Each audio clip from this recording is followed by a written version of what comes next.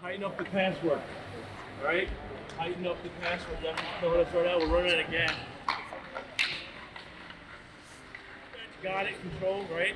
Wingers in center, you need to get close to them. Give them a little pass, and then we work our way up. 10 minutes for a championship, so let's do it, all right? 1, 2, 3, team on!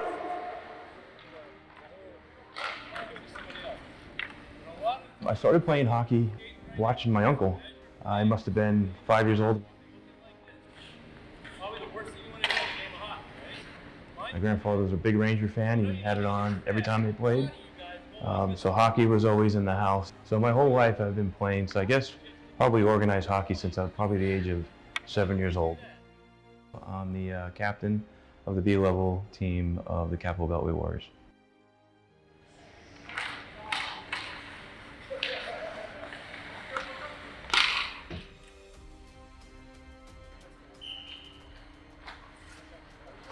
A gentleman by the name of Dave Dixon.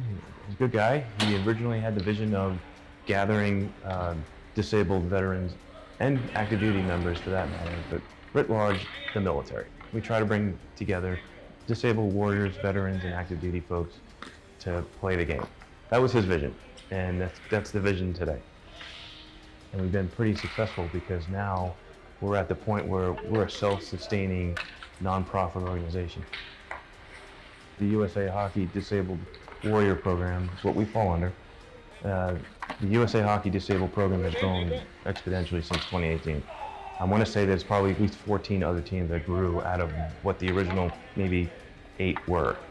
It's a big organization, well over 1,000 hockey players involved from the USA Hockey Disabled Warrior Program.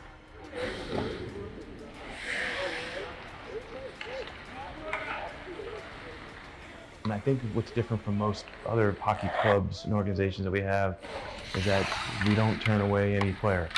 So whether they're skilled or not, whether they have equipment or not, we try to help. It's just not happening. Tonight's the night to kind of figure it out. Let's not figure it out in the game, right? But we invite them on the ice. So it's not like we have a cap of you only accept so many players and that's it. We'll form another squad, if you want to call it that, based on skill and ability. I got a whistle. Is there something really out of whack? And so far we have 3 squads of various skills, and we have the captains and assistant captains to manage the organization. So I'm happy of what we've gotten to and how we've grown. It's been great. You get in there, fantastic, awesome. I joined in the Air Force in 1995, so I was 20 years old. I did a year and a half of college, didn't feel like it was for me, and then I met at the time a particular young lady, and her dad was in the military, was in the Air Force, and he explained to me the benefits of it. And granted, this was 1995, so I didn't know what life was going to be like at 9/11 and beyond. So what I grasped of the military life at the time in 1995 was a different military. So I joined, and I wanted to join. Went through probably the best training that I could probably ever receive from advanced medical. It was grueling. I got through it. But then 9/11 happened, and then things changed. Life changed. Everybody changed, and I think to this day everybody remembers what they were doing that day when they were alive, and they were old enough to remember. That a plane has crashed into one of the towers of the World Trade Center. A short time ago, the president made a statement. He said terrorism against our nation will not stand. The government will hunt down those responsible. My fellow citizens, at this hour, American and coalition forces are in the early stages of military operations to disarm Iraq, to free its people, and to defend the world from grave danger. A couple of hundred people, family, friends, and other National Guardsmen from New Hampshire came here today for the send-off of the 169th Aviation Regiment. This weekend, the 19 soldiers ship out to Fort Hood, Texas for training and will be on the way to Afghanistan by the end of November.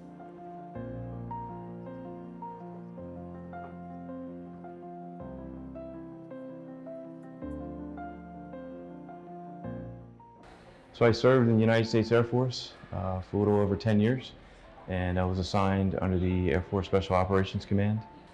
who in turn was assigned under the United States Special Operations Command.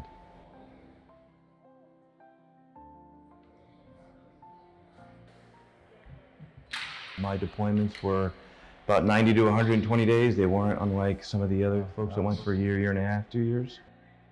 They were pretty intense, and they were pretty much back to back. Collected about 19 deployments in total. I didn't see much of home life. I lost a marriage over it. I have 2 kids. I missed majority of my daughter's birthday and Christmases just because of the cycle of the deployments. It was hard not being able to speak to the families. Most of my trips were these no contact trips, but that was what was asked, and that's what we did.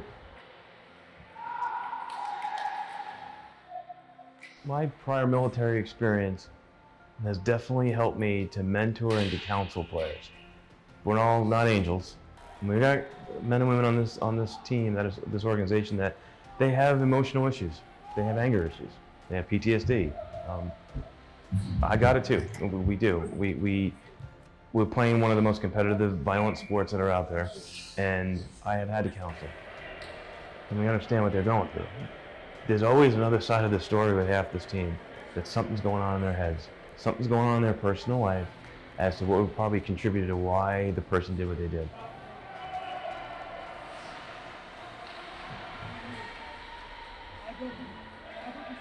We all have some sort of injury, some degree or another. Some of these injuries you don't see. Some of these are more emotional. Some of these men and women here that have seen things and that unfortunately have done things, you know, myself included, that they're hard to get out of your head. The easy answer is to take medication. Go for a stroll, go for a walk. That's hard. Some of our brethren and sisters, that they've made tough choices where they've turned to the worst things. Suicides, alcohol, drugs, divorces happen, you name it. Frank, you ready? We'll take Brooks if needed. We all have problems, we're all human. But I can tell you that when we get in the locker room, I can tell you that I don't think about my issues and my problems. I play the game. I enjoy it, I laugh. I get showered up and I leave and I have dinner with these guys and I have a drink and I laugh. And then I drive home and I can say to myself, it was a good night. It was good to see everybody again. Hey, Dixon, there you guys. I'm on the third line. We've had some guys that have had a really hard time that we had to pull aside and make sure they're doing okay. But I think it's because most of us know pretty much what we've gone through. It's hard. And I think that's the difference. That's the difference.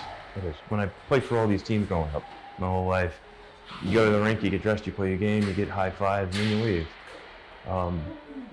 This is different. I mean, we see each other every other week, if not every weekend. We travel together often. We have a camaraderie. We have something to talk about that we have a commonality with. There are many guys on a beer league team that I don't have anything in common with, and they don't know my struggles. And I have quite a few. But these folks here, they know. They know. They get it. They understand.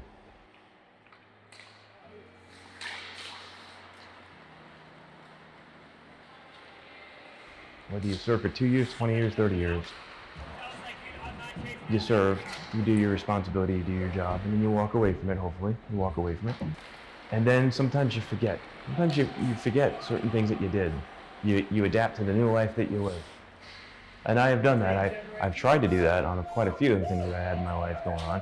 I kind of want to divest a few things that I did in the past that I had to do. But then there are certain things that I forgot. I've forgotten. Life goes on and my life changes and my priorities change. And this team helped me to refocus on certain things that I remembered when I was either taught or expected to do when I was serving. I didn't wear the uniform often based on the job that I had. But we had a couple of active duty folks that came in uniform, and it made me remember certain things. But when I put the uniform on now, and I still get choked up. I got choked up during the Congressional Hockey Challenge game. I was asked to skate with these lobbyists and these lawmakers, and I was standing on the blue line, and they were in their uniforms, and I wore mine. And I got choked up a little bit because that was my uniform. We had name tapes in the military. You had your service branch and it had your rank and had your name. And then I'm looking at my uniform and it had my number, had my name on the back. And then more importantly, it had the organization that I'm representing on that blue line. And then when the national anthem happened, I got choked up a little bit because I was like, well, I'm wearing my uniform. Yeah, I'm in a uniform. We call it, in the other games that you play in the beer league and other organizations, you throw your jersey on. The jerseys hardly ever match your pants or your gloves or anything like that. Everybody has tried to head to toe look like a uniform. That's wonderful. When everybody looks good, they feel good, and it brings back that camaraderie that we had years ago. Being part of the Beltway Warriors, I had the chance to be part of them since 2018. And we've gone to these festivals. And I met other teams. I met the players. And most of them were pretty much at the bar after the game. And the friends that we've made. I got friends all over the country, the hockey players, and the vast network of hockey friends that I have now, all because of playing a game on this roster, in this organization as a captain. I'm well known to these guys now, these guys and gals, and that's what it means to me to be known as a friend to all these veterans out there, all over the place, all the way up to Alaska. They know me by my name, so when we show up to these festivals, we show up to these events, they know me. I get hugs, and I haven't seen them in like 6 months, but we pick up where we left, and that organizational feeling to be part of something bigger and greater. I'll have to explain that one. It's a great feeling. It's hockey, so it's not like it was former military operations again. This is hockey, and I feel this way.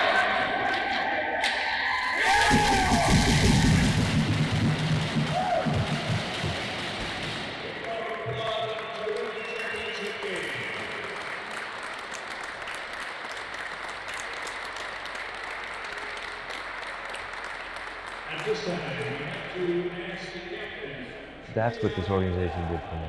It's brought to me, I don't know, a sense of belongingness, if you want to call it. And I like that. I'm part of something again.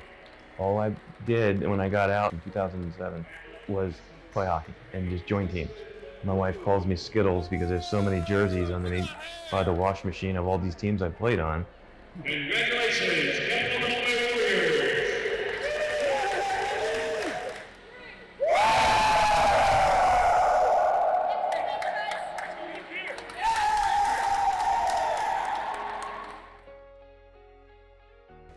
Now it's different. Now I look forward to coming out to this organization.